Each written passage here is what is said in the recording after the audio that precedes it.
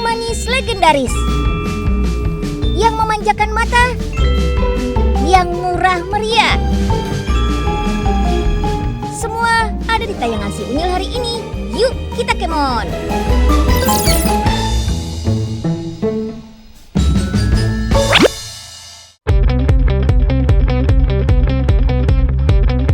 Yang manis, dingin, segar. Es terus. Es krim khas Italia ada gelato. Kalau Indonesia punya es lilin. Es lilin jadi jajanan favorit anak sekolah era 90-an. Biasanya es lilin dijual oleh pedagang keliling. Ciri khasnya bunyi lonceng dan gerobak yang digoyang-goyang. Sayang, sekarang pedagang es lilin keliling sudah jarang. Es lilin boleh terkesan jadul, tapi di tangan yang tepat, es lilin bisa glow up. Pembuatannya modern dan diproduksi massal. Pak Haryanto lah yang mengembangkan es lilin jadul jadi modern.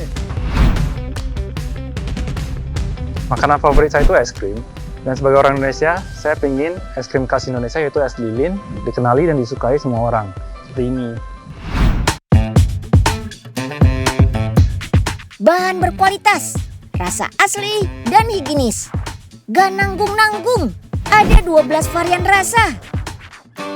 Es lilin bisa dibilang bentuk kearifan lokal dari es krim. Tapi untuk membuat es lilin dalam skala besar, perjalanannya panjang. Pak Haryanto harus mengamati beberapa pabrik es krim. Bahkan berlatih dengan Malcolm Stogo, seorang konsultan kuliner internasional yang fokus di bidang peres-kriman. Tahun 2017, Pak Haryanto mulai riset dan uji coba bahan es krim dari beberapa negara. Hasilnya ditemukan bahan dan cara yang tepat untuk bikin es lilin. Teksturnya padat, tapi lembut pas digigit. Soal rasa, semuanya menggunakan bahan baku asli, no tipu-tipu. Lalu, apa perbedaan es lilin dan es krim?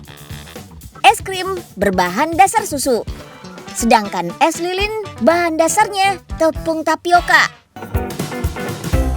Es lilin punya kombinasi rasa manis dan gurih. Rasa gurihnya the one and only dari santan. Es lilin versi jadul, bahan dan proses pembuatannya sederhana, tidak banyak varian rasa. Dengan proses modern, es lilin bisa dibuat dengan rasa apapun. Salah satunya durian. Bukan sekedar perasa durian, bahannya pakai durian asli. Sebagai buah musiman, durian gak selalu ada sepanjang tahun. Solusinya, durian disimpan dalam bentuk frozen supaya lebih awet. Jadi dulu saya nggak suka durian. Karena mau bikin es lilin durian, saya R&D, pilih-pilih durian. Akhirnya suka durian deh. Adonan matang, didinginkan dulu pada tangki khusus selama 30 menit. Kalau familiar dengan cara pembekuannya, es lilin sering disebut es goyang. Soalnya digoyangkan di gerobak berisi es batu. Dengan cara modern, es gak perlu digoyang-goyang. Cukup didiamkan pada air garam bersuhu minus 40 derajat Celcius. Garam bikin es krim cepat beku, karena sifat garam mengikat molekul air. Cukup 5 menit saja, es lilin langsung beku. Ajaib! Pak Haryanto pengen banget nih buat es krim lokal mendunia. Gak kalah sama gelato asal Italia. Makanya pabrik ini juga membuka peluang buat para pelaku usaha es krim lokal yang mau produksi dalam jumlah besar. Indonesia punya banyak sajian es tradisional. Dengan kreativitas bisa banget disulap jadi modern.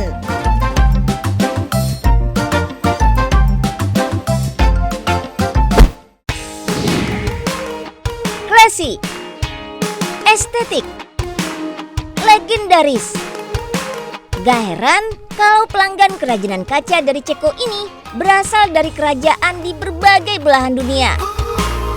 Kerajaan Inggris, Kerajaan Portugal, sampai Kesultanan Turki. Beroperasi sejak 1857, kerajinan kaca Bohemian ini selalu dibuat handmade dan diukur sedemikian rupa. Teknik jadul pun masih terus dipertahankan.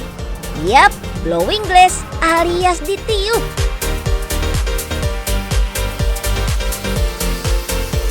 Kaca bebas timbal, alat bantu berbahan kayu, dan pengalaman puluhan tahun bikin proses ini aman dilakukan ya. Berawal dari bengkel kaca kecil hingga jadi pusat kerajinan kaca tiup berjulukan King of Glass.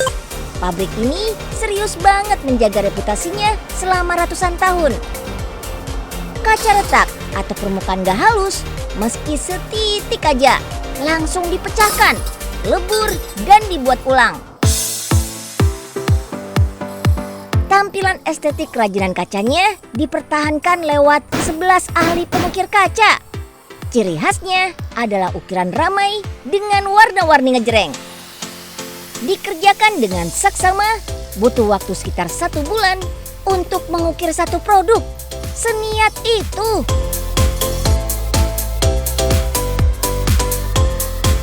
Tapi ini sih yang paling keren. Proses pengecakannya menggunakan emas sama platinum. Beneran perabot kaca langganan Sultan sih ini.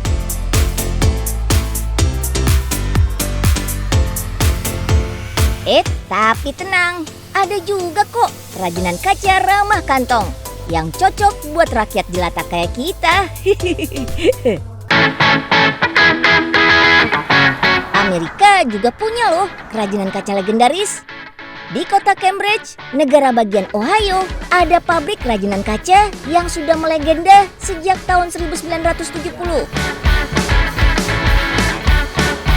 Bedanya di sini pakai teknik press glass atau ditekan. Jadi nggak ditiup-tiup gitu Sobat Unyil. Proses yang lebih ringkas memungkinkan pabrik ini membuat 500 sampai 2000 buah gelas kaca perharinya.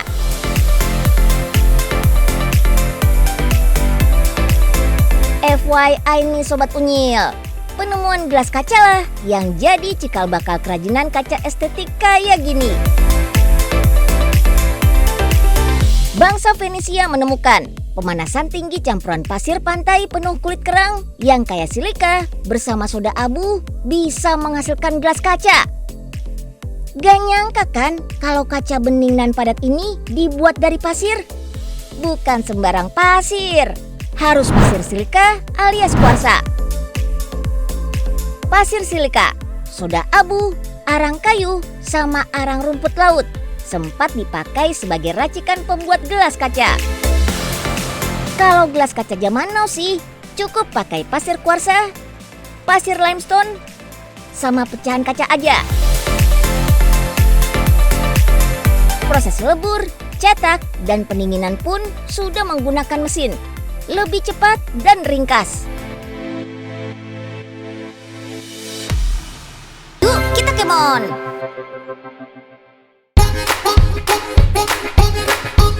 Tanah liat bukan sekedar bahan baku kerajinan tangan loh, tapi bisa buat bikin kulkas, jadi cemilan, sampai dibuat jadi perabot masak fancy alias mahal. Intip kreasi tanah liat around the world yuk. Yuk kita kemon! Kulkas tanah liat tanpa listrik. India punya nih. Namanya Mythicool. Dibuat di kota Wankenir, India Barat. Meski tanpa listrik, kulkas ini bisa bikin awet bahan makanan 5-6 hari loh. Durasi ini tergantung sama kelembapan dan aliran udara juga ya. Supaya bisa digunakan sebagai lemari pendingin, kulkas tanah liatnya harus diisi air dulu.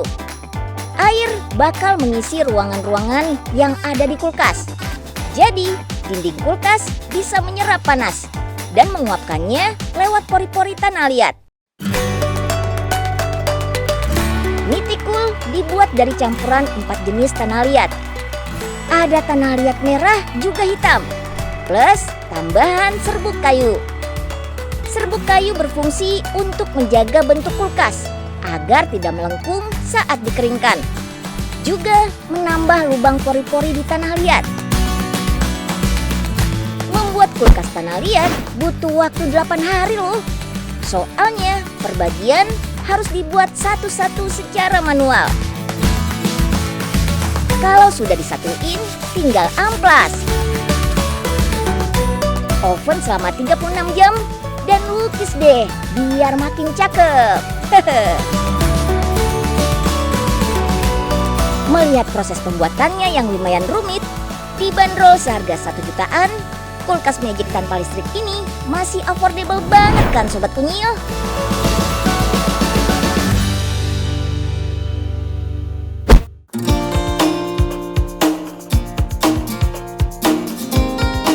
Awet, tahan lama, tidak beracun, dan bikin masakan terasa lebih sedap. Inilah kenapa Claypot, perabot masak dari tanah liat yang sudah eksis sejak zaman prasejarah, masih diproduksi massal di Jerman sejak tahun 1967. Variannya pun ada banyak. Ada yang untuk memanggang ayam, ikan, dan bebek. Ada yang khusus untuk membuat roti ataupun kue. Perabot masak seharga 600 ribuan ini dibuat menggunakan mesin-mesin canggih loh. Ada 800 produk yang dicetak perharinya. Kerennya, bahan baku tanah liat merupakan campuran dari tanah liat baru dengan tanah liat bekas. Soalnya, pabrik ini menerapkan sistem zero waste. Artinya, gak ada bahan yang terbuang. Sama seperti perabot tanah liat lainnya, Claypot harus dikeringkan, dipotong, diamplas, diberi pelapis, dan di oven agar bisa digunakan. Langkah paling penting, kualitas Claypot harus diuji lewat suaranya. Suara jernih artinya produksi bagus. Kalau suaranya jelek kayak gini, pasti nggak lolos QC. Bentuknya estetik, bikin makanan lebih enak dan sehat. Gak heran kalau peminat Claypot ada banyak. Yap, sifat basa tanah liat terbukti bisa menyeimbangkan pH dalam air, juga menetralkan asam dalam masakan. Jadi, nutrisi makanan terjaga, lebih sehat, dan rasanya juga lebih manis.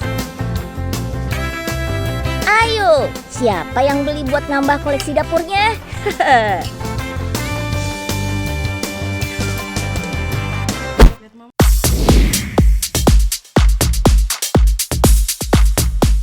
Dua-duanya baju dari brand ternama, dikenal punya kualitas yang bagus sesuai harga. Tapi harganya beda. Kok bisa beda sih? Karena yang jauh lebih murah adalah barang Preloved.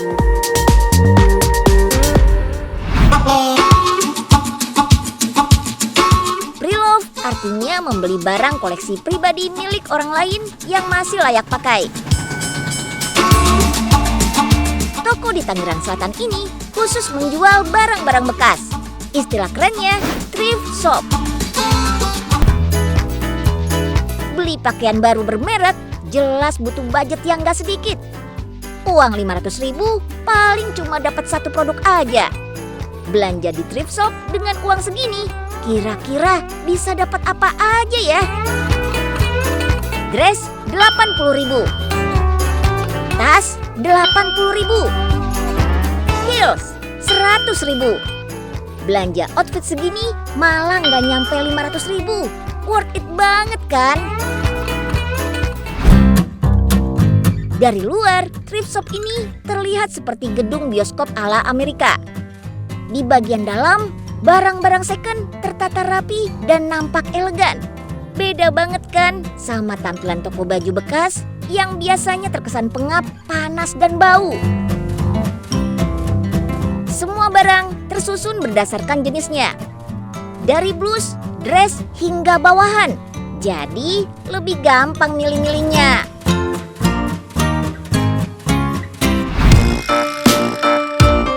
Terus ada juga nih barang pre-love dari influencer ternama Indonesia. Kira-kira ada nggak nih barang dari influencer favorit Sobat Unyil? Pakaian yang dijual dari yang bermerek sampai yang branded, semuanya masih layak pakai. Barang pre-love koleksi dari brand-brand internasional ternama ada juga dong. Karena di sini aku bisa ngedapetin barang-barang branded dengan kualitas yang bagus, tapi juga harganya tuh relatif terjangkau. Jadi kayak aku ngerasanya lebih hemat aja sih. Barang fashionnya lengkap untuk laki-laki, perempuan, mulai dari anak-anak hingga orang dewasa. Yap, thrift shop ini gak cuma jadi solusi untuk mencari barang branded dengan harga miring. Kalau Sobat Unyil punya barang bekas yang kondisinya masih bagus, bisa juga dititip jual di sini. Mau tahu cara jualnya? Cukup datang ke toko dan isi formulir. Petugas bakal mengecek kualitas barang. Syarat biar barang bekas lolos uji, gak boleh ada kerusakan atau cacat. Kondisi barang harus bagus, minimal 80%. Kalau mau jual barang bermerek, harus original, no KW-KW klap. Kalau ada barang yang gak lolos, akan dikembalikan ke pemilik atau dimasukkan ke charity sale yang hasil penjualannya akan disumbangkan ke panti sosial. Kalau lolos, bisa langsung nego untuk harga jualnya. Sebelum dipajang, pakaian bekas akan di-steam biar terlihat like a new. Belanja barang bekas bukan cuma jadi menekan pengeluaran, tapi juga menyumbang dampak positif bagi lingkungan. Kok bisa? Jadi, beli baju second layak pakai bisa menjadi salah satu cara nih buat gaya hidup go green. Harganya juga bervariasi, mulai dari puluhan ribu hingga jutaan rupiah. Gak salah dengar kok, soalnya thrift shop ini gak cuma jual pakaian aja. Banyak barang bekas lainnya, seperti buku, furniture, barang elektronik, perlengkapan olahraga, sampai kendaraan jadul loh di sini. Buat yang hobi shopping, cocok nih beli barang bekas layak pakai untuk memuaskan hasrat belanja, tapi nggak bikin kantong bolong.